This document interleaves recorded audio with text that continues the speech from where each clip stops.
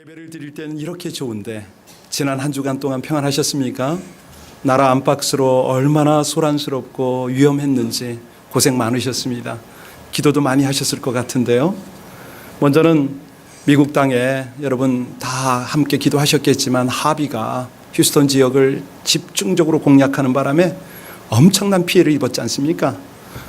예전에 90년도에 불어닥친 태풍의 두 개를 다 합해도 이번 피해만큼 안 된다고 하는데 교회마저 침수가 돼서 많은 어려움을 겪었습니다. 여기저기서 구호품을 보내고 구제 헌금을 보내고 그러고 있죠. 그런데 이게 웬일입니까? 칠레에서 진도 8이 넘는 강진이 일어나가지고 또 사상자가 많이 생겼지 않습니까? 그 충격도 멈추지 않은 상황에서 지금 어마어마한 태풍 지금 또 불어가지고 이거 웃지도 못하고 울지도 못할 상황이 돼버렸습니다. 동부연안 강타한다고 그러는데 지금 벌써 올라왔어요. 한 650만 거주하는데 500만 대피했다고 그러고요. 아직 대피하지 못한 한 50여만 명 이상이 이 종합시설에 들어가 있더군요.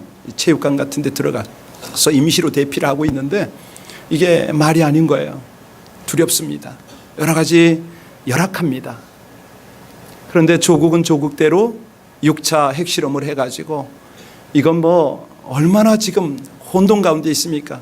한마디로 환란의 때 아닙니까?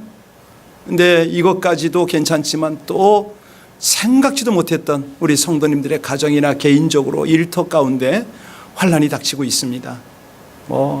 재정적으로 건강으로 여러 가지 어려움을 겪고 있는데요. 여러분 어떠세요?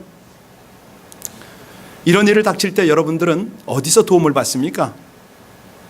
대부분의 사람들은요, 어려움이 딱 닥치면 먼저 내 힘으로 한번 해보지 않나요? 저는 가끔 그럴 때가 있습니다. 내 힘으로 먼저 해보고 그 다음에 주변 사람에게 도움을 요청해 봅니다. 그래도 안 되면, 그나마 안 될 때는 하나님을 부르짖고 하나님 앞에 또 나올 때가 있지 않습니까? 근데 이런 사람들을 가만히 보면요, 먼저는 내가 하고 싶은 일을 합니다. 그렇죠? 그리고 내가 해야 할 일도 하고, 바쁠 때는 내가 하던 일 다 마치고 그 후에 여유가 있으면 하나님께 예배를 드리죠. 참 이게 어쩌면 인생인지도 모르겠어요. 여러분, 재난 닥치고 환란이 있을 때 하나님의 백성들은 더욱 깨어서 하나님 우선, 하나님 제일주의로 사시기를 주의 이름으로 축원합니다. 왜 그러냐면요, 하나님은 언제나 우리를 도우시리고 귀 기울여서 우리의 소리를 들으세요. 주변에 계세요. 우리가 환난을 당하고 괴로워하면 만사 제쳐두고 제일 먼저 달려오신 분이 우리 하나님이세요. 아무도 내 곁에 없다라는 생각이 들 때에 그때 내 곁에 오셔서 위로해 주시기를 원하세요. 언제 어디서나 조건 없이 함께 하시고 싶어 하시죠. 자, 이런 주님이야말로 우리 삶의 첫자리가 되고 진정한 도움이 되어야 되겠는데 이것을 하나님은 어떻게 교훈하시는가? 오늘 성경을 봉독하면서 여러분에게 당부를 했습니다. 본문 말씀을 읽으면서 이 시대의 시류를 한번 느껴보십시오. 그리고 어떤 신앙적 처방, 성경적 처방을 깨달을 수가 있겠습니까? 라고 도전하면서 오늘 본문을 봉독했는데요. 자, 오늘 17장에 들어왔습니다. 1절부터 11절까지의 내용이 뭐냐면 이스라엘에 극심한 재난이 임할 것이다, 이 말씀이에요. 참 놀랍죠? 수천 년 전에 하신 말씀이 오늘날도 그대로 똑같아요. 상황이요. 오늘 12절 한번 함께 봉독하고 말씀 속으로 들어갑니다. 17장 12절입니다. 같이 봉독합니다. 시작. 슬프다, 많은 민족이 소동하였으되 바다 파도가 치는 소리같이 그들이 소동하였고 열방이 충돌하였으되 큰 물이 몰려옴같이 그들도 충돌하였도다. 여기 들끓는 파도처럼 쳐들어옵니다. 누가요? 이방 나라가. 어디로요? 이스라엘로요. 이 경노하는 바다 물결, 이거는 뭐냐면 많은 민족으로 구성된 아수르 군대를 지금 상징적으로 표현하고 있거든요. 이들이 왜 옵니까? 이스라엘을 공격하려고, 멸망시키려고. 그래서 온갖 고통을 가하려는 것이죠. 이들이 이스라엘을 멸망시키고 고통을 가하기 위해서 지금 파도처럼 몰려온다고 그랬지 않습니까? 자, 이럴 때 상황은 우리 13절을 한번 보시면 좀 이해가 갑니다. 시작. 열방이 충돌하기를 많은 물이 몰려옴과 같이 하나 주께서 그들을 꾸짖으시리니 그들이 멀리 도망함이 산에서 겨가 바람 앞에 흩어짐 같겠고 폭풍 앞에 떠도는 티끌 같을 것이라. 열방의 세력이 아무리 거세도, 아무리 강력한 군대가 몰려오고 험한 파도가, 허리케인이 몰려온다 할지라도 하나님의 능력은 그보다 훨씬 크다. 이걸 지금 강조하고 계시죠. 근데 이 하나님이 능력을 나타내는 방법이 뭐냐면 단지 말씀 한 번으로 꾸짖어 버린다는 겁니다. 그러니까 우리 하나님은 단지 꾸짖는 말씀의 능력만으로도 이 모든 세력을 제압하신다. 이게 이제 이사야서 37장에 가면 우리가 확인을 할 수가 있는데요. 남유다를 침입했던 거대한 사내립 군대 있지 않습니까? 이 어마어마한 군대가 얼마나 히스기야를 놀리고 유다를 놀렸습니까? 그런데 하루아침에 송장이 다 되어버립니다. 여러분, 우리 하나님의 음성에는 천지가 진동하고 거대한 혼란이 잠잠케 하는 능력이 있음을 믿으시기 바랍니다. 열방의 이 세력의 바람, 핵폭탄, 수소폭탄 이런 것들은요, 바람에 나는 겨라고 여기 표현을 했습니다. 산에서 겨가 바람에 날린다. 보입니까? 아무것도 아니라는 거죠. 폭풍 앞에 떠도는 티끌이 우리 눈에 보입니까? 그런데도 우리는요, 종종 한 치 앞을 볼 수 없는 칠흑 같은 어둠을 느껴요. 와, 이 재난이면 끝인 줄 알아요. 그래서 너무 고통스러워합니다. 근데 하나님은 이런 것들을 어떻게 없애냐면 아침 안개같이 흩어버립니다. 14절 한번 볼까요? 우리 같이 14절 말씀 시작. 보라, 저녁에 두려움을 당하고 아침이 오기 전에 그들이 없어졌나니 이는 우리를 노략한 자들의 몫이요 우리를 강탈한 자들의 보응이니라. 저녁에 열방이 쳐들어오죠. 지진이 흔들리고요, 허리케인이 몰려와요. 그런 두려운 상황이 있겠지만 하나님의 백성은 승리의 아침을 맞게 되리라. 위로입니다. 확신입니다. 지금 이 메시지를 선포하고 계시거든요. 근데 과연 그 일이 일어나느냐? 일어났죠. 이사야서 36장 37장에 보면 그대로 일어났습니다. 방금 말씀드린 대로 이 산헤립의 군대들이 들어왔지만 유다를 침공했지만 그냥 하나님의 꾸지람 한마디에 완전히 송장이 되어버렸다니까요. 자, 이것을 이제 우리 삶으로 한번 적용해 볼까요? 우리 삶에 환란이 있습니다. 곤고가 있습니다. 예상치 않았던 질병이 몰려오기도 하고 재정적인 압박이 다가오기도 하고 여러 가지 환란들이 옵니다. 아니, 예수를 믿는데도 그래요. 신앙생활을 나름대로 잘하고 있고 심지어는 하나님이 주신 사명을 감당하는데도 이런 환란이 온다는 거예요. 여러분, 경험해 보셨어요? 사도 바울이 그 경험을 우리에게 알려줘요. 데살로니가 1장 8절에 보면은 환란을 당하는데 살 소망까지 끊어져서 도대체가 앞이 안 보였답니다. 마치 사형 선고를 받은 줄 알았대요. 고린도 후서 1장 9절을 제가 읽어드리겠습니다. 우리는 우리 자신이 사형 선고를 받은 줄 알았으니 이는 우리로 자기를 의지하지 말고 오직 죽은 자를 다시 살리시는 하나님만 의지하게 하심이라. 이거죠, 이거. 우리가 환란을 당해요. 하나님이 허락하세요. 그 이유가 뭐라고요? 자신을 의지하지 말라는 겁니다. 도움이 없는 인생을 의지하지 말라는 겁니다. 세상 권세와 방백을 의지하지 말라는 거예요. 오직 하나님만 의지하라. 내 경험, 내 의지, 내 지혜, 내 능력으로는 그런 것들이 의지할 것이 아니라는 거죠. 그런데도 우린 가끔 자신을 의지해요. 그러다가 환란이 딱 오면 이건 불가항력이구나. 수많은 사람이 이번에도 그냥 강제 대피령을 내렸잖아요. 나가라고. 그냥 행렬이, 차량 행렬, 신문 보시고 TV 보셨겠지만 얼마나 깁니까? 끝도 없는 피난의 행렬입니다. 운전하면서 뭘 느끼겠어요? 다 버리고 가야 되는. 여러분, 그분들의 입장 한번 더 깊이 한번 생각해 보셨습니까? 아니, 떠난다고 환영하는 사람이 있습니까? 어디 마땅히 쉴 만한 곳이 있겠습니까? 정처 없이 가는 거 아닙니까? 뭐 여기저기 그냥 약간이라도 연줄이 있으면 거기를 전화하고 찾아가겠죠. 돈이 좀 있는 사람은 호텔을 가겠죠. 근데 그걸 통해서 하나님이 뭘 깨달으라고 하십니까? 이 환난 때는 의지할 분이 하나님밖에 없다. 이거를 철저히 깨닫고 경험하도록 훈련시키는 거 아닙니까? 성경에서요, 그 좋은 모델이 있어요. 다윗. 그가 왕으로 기름을 부은 분 받았습니다. 그런데 왕이 되기까지는 어떤 과정을 거칩니까? 매일을 불안한 상황 속에서, 위협 속에서 마음 졸이며 그렇게 살아갔지 않습니까?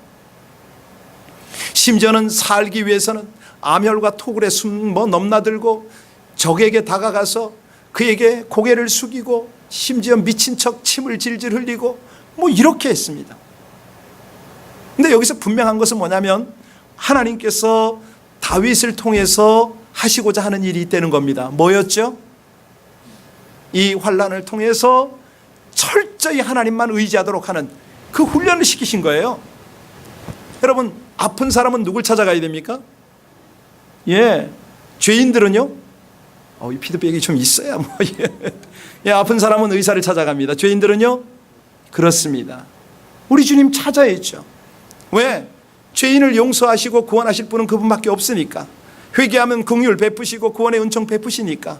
지금 이 어려움과 이 모든 정세 속에서 누구를 찾아야 된다고요? 진노 중에도 긍휼을 잊지 않는 하나님을 찾아야죠. 다른 방법이 없습니다. 근데 문제가 뭐냐면 죄인이 드물대는 거예요. 긍휼을 구하지 않는다는 거예요. 왜요? 다 잘났기 때문에. 다 자기 신앙이 최고기 때문에. 그러면서도 교회를 왜 찾아 나옵니까? 어떤 은혜를 구하는 거예요 도대체? 여러분, 주권자 하나님은 겸손한 자 찾으심을 믿으시기 바랍니다. 자신이 죄인임을 알고 구원받으려고 몸부림치는 자를 하나님이 환영하심을 믿으시길 바랍니다. 거룩한 성도로 몸부림을 치는 그런 자를 하나님이 보고 싶어 하셔요. 허세 부리지 않는 거죠. 약한 자를 무시하지 않는 거죠. 약탈하거나 거짓으로 속임수로 이용하지 않는 거죠. 여러분, 우리가 늘 고백을 해요. 인간의 흥망성쇠를 주장하시는 하나님 뭐 이러고 나가요. 근데 이 하나님은요, 참 놀라운 게 죄인이 멸망을 받는데 그냥 버려두는 게 아니라 깊이 슬퍼하시는 하나님이라 이거죠. 피할 길을 여세요. 구원의 길을 여셔요. 이 하나님이세요. 여기 이 본문 배경 속에는 모압이 물질과 우상을 섬기다가 심판을 받아서 하루아침에 멸망하는 그런 배경들이 있어요. 이게 무슨 뜻이냐면 하나님의 심판이 임하면 한순간에 임한다 이 말입니다. 한순간에 임하는데 저도 그렇고 여러분도 그렇고 우리 남은 인생을 셈할 수가 있습니까? 몇 년 더 사시겠어요? 얼마나 더 사시겠어요? 무슨 일을 하시겠어요? 그래서 하나님이 우리에게 당부하시는 것이 있어요. 마치 오늘이 마지막 날인 것처럼 그렇게 살 수 없겠니? 이런 모든 재해와 환경들을 허락하신 이유가, 수소폭탄, 핵폭탄, 위협이 나오는 이유가 오늘이 마지막 날인 것처럼 그렇게 살 수 없겠니? 하나님의 권고를 듣고 즉시 교만을 버리고 진실한 삶의 예배로 그렇게 살아가면 안 되겠니? 이 하나님이 이 환경을 만드신다는 거예요. 이제 18장으로 들어갑니다. 1절을 먼저 보실 텐데요. 여기 보면 하나님의 경고와 권면입니다. 우리 같이 1절 봉독합니다. 시작. 슬프다 구스의 강 건너편 날개치는 소리가 나는 땅이다. 이게 지금 탄식을 하시는 거예요. 이 구스는요, 오늘날 에티오피아거든요. 아프리카 북동쪽에 위치하고 애국과 인접해 있습니다. 이게 이제 이 구스가 한때는 아수르와 함께 막강한 그런 영향력을 행사하던 그런 곳입니다. 여기 날개치는 소리가 나는 그런 땅이라고 표현한 이유가 뭐냐면 2절입니다. 2절을 보시면 이해가 되는데요. 시작. 갈대 배를 물에 띄우고 그 사자를 수로로 보내며 이르기를 민첩한 사절들아 너희는 강들이 흘러 나누인 나라로 가되 장대하고 준수한 백성 곧 시초부터 두려움이 되며 강성하여 대적을 밟는 백성에게로 가라 하는도다. 얼마나 그들이 가볍고 빠른지 몰라요. 거기다가 강하고 용맹합니다. 이걸 그렇게 표현을 했어요. 근데 이들이 이런 세력이 사신을 보내가지고 우리 동맹 좀 하자 이 요청을 했습니다. 그랬더니 3절은 뭐라고 어떻게 대처하라고 하냐면 3절 시작. 세상의 모든 거민 지상에 사는 너희여 산들 위에 기치를 세우거든 너희는 보고 나팔을 불거든 너희는 들을지니라. 보고 들으랍니다. 근데 이게 보여야죠. 들려야죠. 중요한 건 뭐냐면 하나님이 나팔을 불 때에 하나님이 깃발을 들 때 여호와 니시 승리의 깃발을 들 때에 거기에 하나님의 소집이 이루어지고요. 아수르가 심판을 받는다 이 말씀입니다. 이게 이제 한마디로 말하면 모든 흥망성쇠는 하나님의 주권 아래 있다. 하나님은 시작의 본질이다 이 말이죠. 여기 아수르가 이 구스가 마치 세상의 지배자인 것처럼 행동하지만 너희들이 진정한 주권자를 아느냐? 하나님이 이걸 물으세요. 4절 볼까요? 그렇죠. 4절 시작. 여호와께서 내게 이르시되 내가 나의 처소에서 조용히 감찰함이 쬐이는 일광 같고 가을 더위에 운무 같도다. 여러분 일광은 언제가 가장 강력하죠?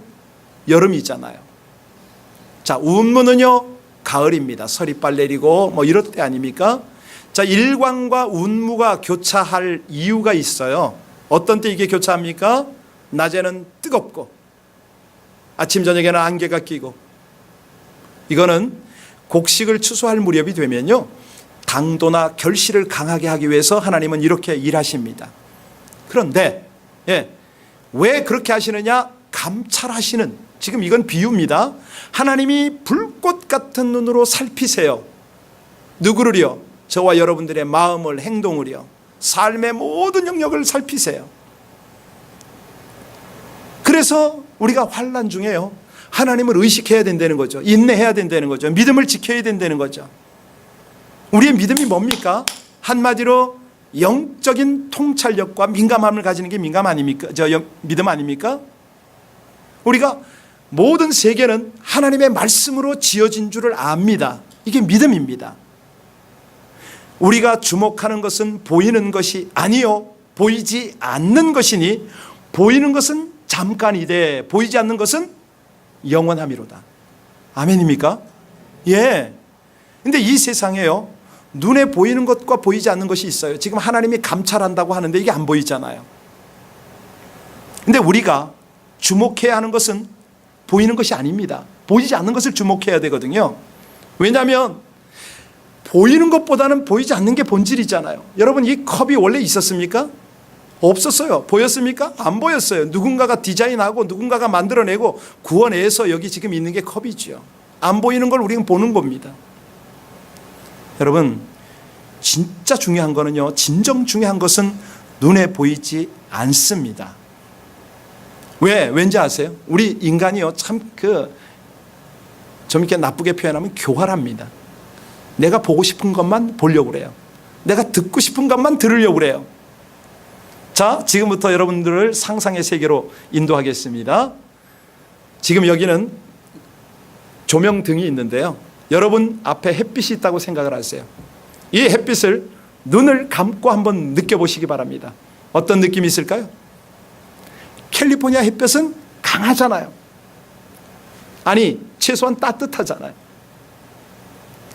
눈을 뜨고 바라보는 것보다 눈을 감고 볼 때 더 확실하게 느낄 수가 있겠죠. 이거 이해가 잘 안 되세요? 적용이 잘 안 되나요? 그러면 꽃을 한번 상상해 볼까요? 꽃. 자, 눈을 감고 꽃을 한번 그려보세요. 뭐가 느껴질까요? 눈을 떴을 때는 색상만 봤지만 눈을 감으면 향을 느끼잖아요. 어떤 부드러움이 느껴지잖아요. 자, 이제 눈을 뜨시고요 옆 사람을 보시고 이 사람을 외모만 보시겠습니까? 마음을 보시겠습니까? 이거예요. 이거 하나님이 감찰하는 건 바로 그거예요. 마음을 감찰하시는 거예요. 여러분 사람을 만나면요 외모를 보기보다는 먼저 마음을 느끼시길 바랍니다. 그러니까 이런 거예요. 세상에서 진정한 것, 가장 아름다운 것은요, 쉽게 보이질 않습니다. 사실 성공하는 사람들을 가만히 이렇게 관찰해 보면요, 주목해 보면 보이지 않는 것을 보는 사람들이 대부분이거든요. 동의하실지 모르겠는데 남들이 생각하지 못한 그런 물건을 만들어냅니다. 생각해냅니다. 남들이 알지 못하는 그런 판로를 찾아 들어가서 판매해냅니다. 네트워크나 대인관계를 잘하는 것, 이건 한마디로 남이 못 보는 걸 보는 거거든요. 여러분, 그래야 이제 우리 가운데 이 신자도 똑같습니다. 우리 신자가요, 믿음으로 보이지 않는 것을 보아야 된다는 거예요. 그 영적인 감각으로 결실을 향해서 살아갈 때에 우리 믿음은 순종이 되어지고 순종 때문에 아름다운 열매가 맺힌단 말입니다. 그 내용이 바로 5절과 6절인데요. 꽃이 핀 후에 우리 하나님이 어떻게 하시는지 한번 볼까요? 우리 5절 같이 읽습니다. 시작. 추수하기 전에 꽃이 떨어지고 포도가 맺혀 익혀갈 때에 내가 낯으로 그 연한 가지를 베며 퍼진 가지를, 이제 충분히 이해가 되시죠? 열매 맺으면 꽃은 떨어지잖아요. 그렇죠? 예. 근데 여기서 중요한 건 뭐냐면 열매가 맺힐 때 이 농부들은요, 이런저런 열매 다 거두기를 원치 않습니다. 제대로 된 열매를 거두기를 원하십니다. 맞습니까? 예. 그래서 이거 부실하다 그러면, 너무 이 열매가 많다 하면 잘라버려요. 실한 거, 가능성 있는 것만 매달아 놓고 나머지 다 꺾어버려요. 6절도 좀 읽어야 실감 나시겠죠? 시작. 산의 독수리들과 땅의 짐승들에게 던져주리니 산의 독수리들이 그것으로 여름을 지내며 땅의 들짐승들이 다 그것으로 겨울을, 예, 그것도 다 쓸모가 있는 거예요. 다. 때가 되면 익어가는 과실까지도 잘라버리는 하나님이십니다. 이건 무슨 얘기냐면 대적들을 심판하시겠다 이거예요. 하나님이 심판하세요. 아무리 어마어마한 무기를 가지고 위협을 하고 세상을 그것 가지고 다 흥정할 것처럼 하지만 하나님은 그런 거 다 대적을 심판해 버리세요. 근데 조건이 있어요. 어떤 조건이냐면 심판의 대상은 하나님을 대적하고 하나님의 백성을 대적하는 대상들이라는 거죠. 이 천행 가지를, 그 시체들을 독수리들이, 짐승들이 먹이로 삼는다. 근데 이제 이게 사실은 심판의 끝이 아닙니다. 아주 중요한 건 뭐냐면 이런 환란이 온 다음에, 그 다음에입니다. 그 다음에 심판 후에 어떤 일이 벌어지느냐, 그게 7절이거든요. 7절 말씀 같이 한번 봉독합니다. 시작. 그때 강들이 흘러 나누인 나라에 장대하고 준수한 백성 곧 시초부터 두려움이 되며 강성하여 백성을 밟는 백성이 만군의 여호와께 드릴 예물을 가지고 만군의 여호와의 이름을 두신 곳 시온산에 이르리라. 아멘. 아멘이십니까? 예. 왜 아멘 하셨어요? 장대한 백성들이, 어마어마한 나라들이 하나님 앞에 예배하러 온다. 이것 때문에 아멘 하신 줄로 믿습니다. 네. 이건 2절하고 연결이 되어야 돼요. 2절 다시 한번 갔다 와야 이 말씀이 이해가 됩니다. 2절 읽겠습니다. 2절 띄우세요. 시작. 갈대배를 물에 띄우고 그 사자를 수로로 보내며 이르기를 민첩한 사절들아 너희는 강들이 흘러 나누인 나라로 가되 장대하고 준수한 백성 곧 시초부터 두려움이 되며 강성하여 대적을 밟는 백성에게로 가라 하는도다. 7절 넘기고요. 이게 무슨 얘기냐면 하나님의 백성들을 공격하러 갔던 그들이 하나님의 경륜과 섭리 때문에 완전히 돌아서서 하나님을 예배하게 되더라 이 말입니다. 이거를 우리에게 영적 눈을 열어서 보라 이렇게 하나님이 설득하십니다. 그런 대적들조차 여호와께 예물을 드리려고 시온산으로 나오는 것을 너희가 믿어라 이 말씀을 하시는 거예요. 사실요, 우리가 보이지 않는 하나님을 알고 있습니다. 경험을 하고 있어요. 여러분들 하나님 경험하셨습니까? 이 하나님을 아는 거는요, 중요한 것이 늘 말씀드리지만 지식으로 아는 건 아는 거 아닙니다. 하나님에 관해서 뭐 좀 배웠다고 하나님을 안다고 말하면 안 된다는 거죠. 우리가 진심으로, 여러분 육의 눈은 적당히 감으시고 이제 스마트폰 텔레비 그만 좀 보시고 영의 눈 여시길 주의 이름으로 축원합니다. 네, 찔리셨으면 좋겠어요. 예. 어제입니다. 토요일 새벽에 청년들과 함께 솔톤시를 다녀왔습니다. 솔톤시, 멕시코 가는 쪽인데요. 폭이 15마일입니다. 길이가 35마일. 호수의 넓이를 지금 말씀하는 거예요. 호수 넓이 15마일, 35마일. 한 바퀴를 도는데 약 2시간이 걸리더라고요. 차로. 이 솔톤시가 죽어가고 있습니다. 원래는요, 한때 잘 나갔거든요. 지금은 어느 상태냐면 바다가 오염이 돼가지고 물고기, 조개류, 어패류 할 것 없이 다 죽었어. 아주 악취가 진동을 합니다. 심지어는 중금속 오염 때문에 공기 속에 오염이 돼서 이게 날리니까 천식 환자들 많다고 그래요. 그곳이 한때 레저타운으로 각광을 받던 곳입니다. 미인대회가 열렸던 곳이고요. 유명 가수들이 거기 몰려서 그냥 공연을 하고 아주 잘 나갔던 그런 도시입니다. 지금은 폐허가 됐어요. 그 아름다웠던 선착장 다 모양만 있고 다 없어졌고요. 배들도 없습니다. 숙박시설 다 문 닫았어요. 주민들도 많이 떠나서 빈집들이 즐비합니다. 이곳에 왜 갔냐고요? 그곳에 가서 이처럼 아름다운 환경을 주신 하나님께 우리가 관리를 잘못했다고 회개하러 갔습니다. 어제 청년들하고 함께. 그 호수를 바라보며 하나님은 이처럼 우리에게 좋은 걸 주셨는데 이 백성들은 악하고 게으르고 쾌락만 추구하는 바람에 이것을 잘 관리하지 못하고 이처럼 망쳤군요. 우리의 죄를 용서하시고 이 넓고 광활한 호수를 좀 살려달라고 우리가 그 앞에서 함께 예배드리고 기도를 했어요. 하나님, 우리가 눈으로 보지 못했지만 하나님 말씀하셨습니다. 출애굽한 이스라엘 백성들이 그 홍해를 건너 사흘길을 가다 마실 물 못 찾고 헤맬 때에 물을 주셨는데 그 물이 쓴물이라, 마라의 쓴물이라. 그 물 앞에 백성과 모세가 기도했더니 하나님은 나무를 던지라고 그러고 그 쓴물을 단물로 바꾸신 것을 우리는 믿습니다. 이 호수를 고쳐주시면 이곳에 생명이 살게 되고 캘리포니아가 살고 미국 땅이 살고 우리가 작은 크리스천이지만 이 땅에 기도를 심어서 함께 우리가 살 수가 있고 우리 후손들을 향하여 뭔가 하나님의 은혜를 유통시키는 역할을 하겠습니다. 하나님, 우리의 죄를 불쌍히 여기시고 긍휼 베푸셔서 이 호수를 살려달라고 우리 청년들과 함께 간절히 기도하고 한 바퀴를 돌면서 찬양을 하고 주님께 중보를 했어요. 그리고 마지막 파킹랏에 차를 세우고 풀 한 폭이 없는 그 땅에다가 우리가 씨를 뿌렸어요. 믿음으로 씨를 뿌렸어요. 누가 알아줍니까? 칭찬합니까? 없어요. 그런 거. 그 열매 우리 깨야 됩니까? 아니에요.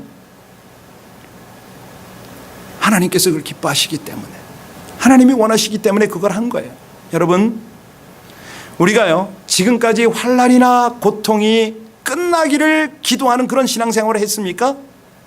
아니, 환난이나 고통이 다가오면 이거를 극복할 수 있게 해주세요, 이런 신앙 하셨습니까? 잘한 거죠. 그런데 오늘 본문은 뭐냐면 이 환난과 고통을 초월해서 하나님을 향하여 예배를 드리는, 이 시온산에 이르러서 하나님을 예배하는 그 삶을 살라고 말씀하십니다. 얼마나 감사합니까? 이게 뭐냐면 우리에게 영적 통찰력을 열어주시는 하나님의 은혜예요. 영적으로 민감하게 반응하고 하나님께 동역할 수 있는 그 은혜를 주시는 하나님의 축복이에요. 여러분, 우리가 이거를 하기 위해서는요 그저 뜬구름 잡고 이렇게 하는 것이 아니고요, 그냥 환난의 이 상황을 보며 중보하는 겁니다. 사랑으로 종로로 타는 거죠. 할 수만 있으면 십시일반 서로 구제할 수 있는 도움을 주는 거죠. 그럴 때 우리가 주님의 제자로 살 수가 있지 않습니까? 바로 이것이야말로 성경에서 약속하신 자자손손 복을 누리며 유통하는 비결이 됨을 믿으시기 바랍니다. 그럴 때 복을 주세요. 견고한 은혜의 복을 주세요. 늘 말씀드리지만 우리 혼자 먹고 마시고 상합니다. 부패합니다. 썩습니다. 망합니다. 왜 주십니까? 안 주시죠, 그런 거. 그런데 유통시키려고 하고 하나님을 예배하려는 그 자리에 서려는 백성들, 왜 하나님께서 가만히 두시겠습니까? 시편 115편 9절에 말씀하십니다. 이스라엘아, 여호와를 의지하라. 그는 너희의 도움이시요 너희의 방패시로다. 다시 말씀드립니다. 하나님이요, 하나님을 예배하려는 백성, 하나님을 진정한 도움으로 삼는 백성에게는요, 급하면 만사 제쳐놓고 달려오세요.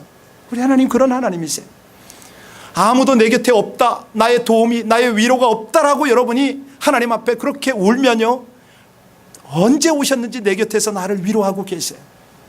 언제나 조건 없이 힘이 되어 주신다니까요. 어떤 때요? 그분을 내 삶의 첫 자리에 모실 때, 그분이 나의 모든 것이 될 때에 제발 좀 내 힘으로 하려고 하지 마세요. 주변 도움 받으려고 하지 마세요. 하나님을 진정한 도움 삼으시기를 바랍니다. 이 시간에 우리 함께 찬송하고 싶은데요, 484장 이 찬양이 오늘 좀 어울리는 것 같아서 한 주 동안 여러분 이 찬양 많이 하시면서 이 찬양으로 기도를 대신했었으면 참 좋겠습니다.